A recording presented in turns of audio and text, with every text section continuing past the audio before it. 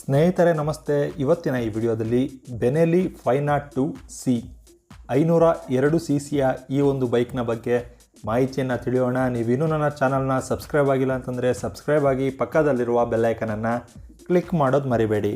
ಬೆನೆಲಿ 502C ಇದೊಂದು cruising bike ಆಗಿರುತ್ತೆ.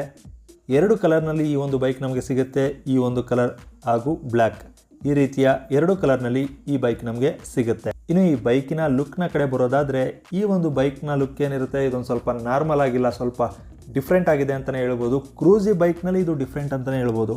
Cruise ಅಂತಂದರೆ ನೀವು ತಿಳ್ಕೊಂಡಿರ್ತೀರಾ, Royal Enfield Bullet, 500cc Bullet, 350, ಈಗ ಮೀಟಿಯರ್ ಬಂದಿದೆ, ಥಂಡರ್ ಬರ್ಡ್ ಇತ್ತು. ಈ ರೀತಿಯಾದ ಕ್ರೂಸಿಂಗ್ ಬೈಕ್ಗಳನ್ನ ನೀವು ನೋಡಿರ್ತೀರಾ. ಆದರೆ ಈ ಒಂದು ಬೈಕ್ನ ಲುಕ್ ಏನಿದೆ ಇದು ಡಿಫ್ರೆಂಟ್ ಆಗಿದೆ.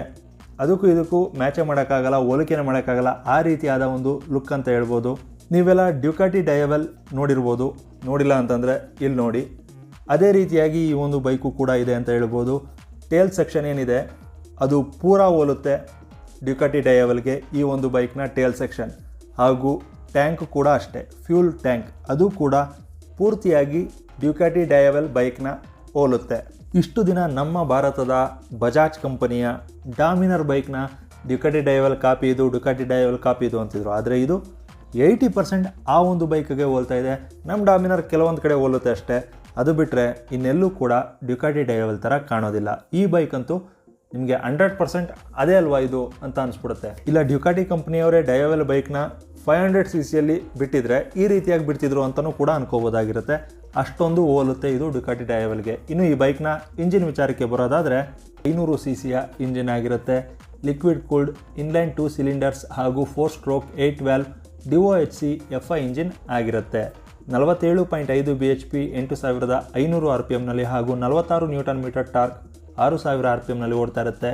6 ಸ್ಪೀಡ್ ಗೇರ್ ಬಾಕ್ಸ್ನ ಈ ಒಂದು ಬೈಕ್ನ ನಾವು ನೋಡ್ಬೋದಾಗಿರುತ್ತೆ. ಇನ್ನು ಫ್ರಂಟ್ UST ಸಸ್ಪೆನ್ಷನ್ ಆಗಿರುತ್ತೆ, ರೇರ್ ಸ್ವಿಂಗ್ ಆರ್ಮ್ ಸಸ್ಪೆನ್ಷನ್ ಆಗಿರುತ್ತೆ. ಇನ್ನು ಟೈರ್ನ ವಿಚಾರಕ್ಕೆ ಬರೋದಾದರೆ 120/70 17 ಇಂಚ್ ಫ್ರಂಟ್ ಟೈರ್ ಆದರೆ 160/60 17 ಇಂಚ್ ರೇರ್ ಟೈರ್ ಆಗಿರುತ್ತೆ. ಟ್ಯೂಬ್ಲೆಸ್ ಟೈರ್ಗಳಾಗಿರುತ್ತೆ ಹಾಗೂ ರೇಡಿಯಲ್ ಟೈರ್ಗಳಾಗಿರುತ್ತೆ. ಇನ್ನು ಈ ಬೈಕ್ನ ಬ್ರೇಕ್ನ ವಿಚಾರಕ್ಕೆ ಬರೋದಾದರೆ ಫ್ರಂಟ್ ಡ್ಯೂಲ್ ಡಿಸ್ಕ್ನ ಹೊಂದಿರುತ್ತೆ. 280 mm ಡ್ಯೂಲ್ ಡಿಸ್ಕ್ ಆಗಿರುತ್ತೆ. ರೇರ್ 240 mm ಡಿಸ್ಕ್ ಆಗಿರುತ್ತೆ. ಡ್ಯೂಲ್ ಚಾನಲ್ ABS ಆಗಿರುತ್ತೆ. ಫ್ರಂಟ್ ಮತ್ತು ರೇರ್ ಎರಡೂ ಕಡೆ ABS ಕಾರ್ಯನಿರ್ವಹಿಸುತ್ತೆ. ಇನ್ನು ಈ ಬೈಕಿನ ಸೀಟ್ನ ನಾವು ನೋಡೋದಾದರೆ, ಸೀಟ್ ಹೈಟ್ನ ನಾವು ನೋಡೋದಾದರೆ 750 mm ಸೀಟ್ ಹೈಟ್ ಇರುತ್ತೆ. ಇದನ್ನು ಕ್ರೂಸಿ ಬೈಕ್ ಅಂತಾರೆ. ಕ್ರೂಸಿ ಬೈಕಲ್ಲಿ ನಾರ್ಮಲ್ ಆಗಿ 800 mm ಸೀಟ್ ಹೈಟ್ ಇರುತ್ತೆ. ಯಾಕಂತಂದರೆ ಕಾರಣ ಕುಳ್ಳುಗಿರೋರಿಗೂ ಕೂಡ ಸೂಟ್ ಆಗಬೇಕು, ಎತ್ತರದಲ್ಲಿರೋರಿಗೂ ಕೂಡ ಸೂಟ್ ಆಗಬೇಕು ಅನ್ನೋ ಒಂದು ಇಂಟೆನ್ಷನ್ ಇಟ್ಕೊಂಡು 800 mm ಇರುತ್ತೆ. ಈ ಒಂದು ಬೈಕ್ನಲ್ಲಿ 750 mm ಅಂತಂದರೆ ಕುಳ್ಳುಗಿರೋರು ಮಾತ್ರ ಕ್ರೂಸ್ ಮಾಡಬೇಕಾ, ಕುಳ್ಳುಗಿರೋರು ಮಾತ್ರ ಟೂರ್ ಮಾಡಬೇಕಾ? ಹಾಗಾಗಿ ಈ ಒಂದು ಬೈಕ್ನ ಪರಿಪೂರ್ಣವಾಗಿ ಕ್ರೂಸ್ ಬೈಕ್ ಅಂತ ಹೇಳೋಕ್ಕೆ ನನಗೆ ಸಾಧ್ಯ ಆಗ್ತಿಲ್ಲ.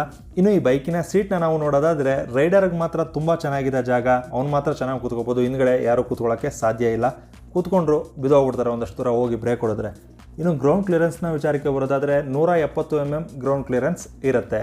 ಇನ್ನು fuel tank capacity 21 litre fuel tank capacity ಇದೆ. ಅದೊಂದು ತುಂಬ ದೊಡ್ಡದಾಗಿದೆ ಅಂತಲೇ ಹೇಳ್ಬೋದು. 20ರಿಂದ 25 ಕಿಲೋಮೀಟರ್ ಮೈಲೇಜ್ನ ಎಕ್ಸ್ಪೆಕ್ಟ್ ಮಾಡ್ಬೋದಾಗಿರುತ್ತೆ. ಸಿಟಿಯಲ್ಲಿ 15-18 ಹಿಂಗೆ ಬಂದ್ಬಿಡುತ್ತೆ. ಹೈವೇಗೆ ಏನಾದ್ರು ಹೋದರೆ, ಕ್ರೂಸ್ ಏನಾದ್ರು ಮಾಡಿದ್ರೆ 21-22 ಈ ರೀತಿಯಾಗಿ ನಾವು ಮೈಲೇಜ್ನ ಎಕ್ಸ್ಪೆಕ್ಟ್ ಮಾಡ್ಬೋದಾಗಿರುತ್ತೆ. ಇನ್ನು ಈ ಬೈಕ್ನ ತೂಕ 216 kg ಕಾರ್ಬೇಟ್ ಇರುತ್ತೆ. 170ರಿಂದ 75 ತನಕ ಟಾಪ್ ಸ್ಪೀಡ್ ರೀಚ್ ಮಾಡ್ಬೋದಾಗಿರುತ್ತೆ. ಫುಲ್ಲಿ ಡಿಜಿಟಲ್ ಇನ್ಸ್ಟ್ರೂಮೆಂಟ್ ಕ್ಲಸ್ಟರ್ನ ಈ ಒಂದು ಬೈಕ್ನ ನಾವು ನೋಡ್ಬೋದಾಗಿರುತ್ತೆ.